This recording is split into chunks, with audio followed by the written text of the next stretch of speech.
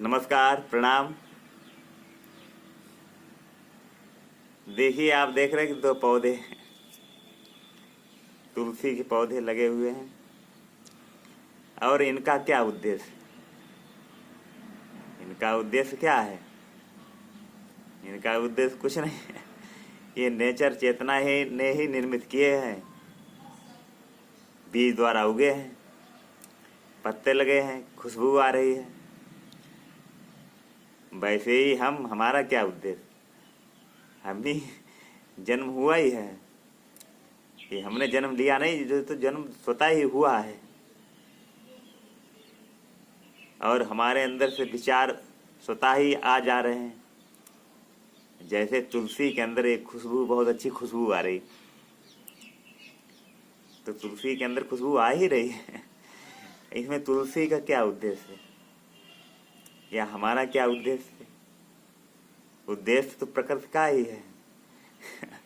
उसी ने ही निर्मित किया है। पौधों में और हमें कोई भेद नहीं है। अभेद वही चेतना इसमें है, वही हमें है, वही प्रकट हो रही, खुशबू द्वारा प्रकट हो रही, और हमारी बातचीत द्वारा प्रकट हो रही है, या कर्म द्वारा प्रकट हो रही है। इनकी पत्तियों के द्वारा, खुशबू द्वारा वही प्रकट हो रहा है। बीज हैं, पुष्प हैं, बीज से नए पौधे निर्मित हो जाएंगे स्वतः ही। इसमें तुलसी का क्या योगदान? क्योंकि उसका जन्म तो स्वयं ही हुआ है। और इसमें हमारा भी क्या योगदान? कुछ नहीं, क्योंकि किसी का कोई योगदान है ही नहीं, स्वतः चीज़ें हो रही हैं।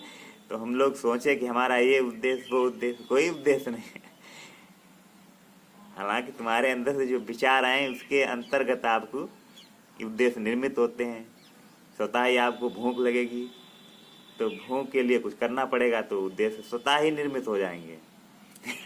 तो ये मानकर ही आनंदित हो जाए कि आपका उद्देश्य है ही नहीं, वो स्वतः ही हो रहा है। जैसे खुशबू आ रही है, वैसे आपके कर्म भी हो रहे हैं। उसका साक्षी भाव से हम देखते रहें। साक्षी, जो साक्षी है, दृष्टा है, वही चेतना है जो हर चीज़ को महसूस कर रही, देख रही, और उसी से जुड़ जाएं। जो होता है उसे देखते रहें, उसे देखते रहें, इसी में आनंद पाएंगे।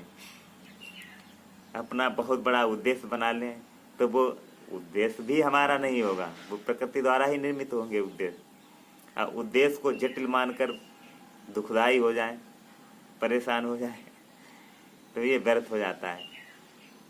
तो ये समझ कर ही काम करें कि काम करना ही है, करना प्रकट हो ही रहा है, तो हमें दुख का एहसास नहीं होगा, आनंदित रहेंगे। तो आप भी और हम या कोई पूरा संसार, सब चीज़ें स्वतः ही हो रही हैं, करने की जरूरत ही नहीं। धारा में बहते रहें तो अद्भुत आनंद आएगा। और जो भी कर रहे हैं करते रहें।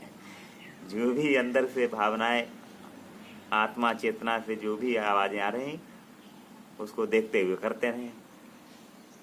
ये अद्भुत विचार हैं। आप अभी अभी बिल्कुल मुक्त हो जाएंगे।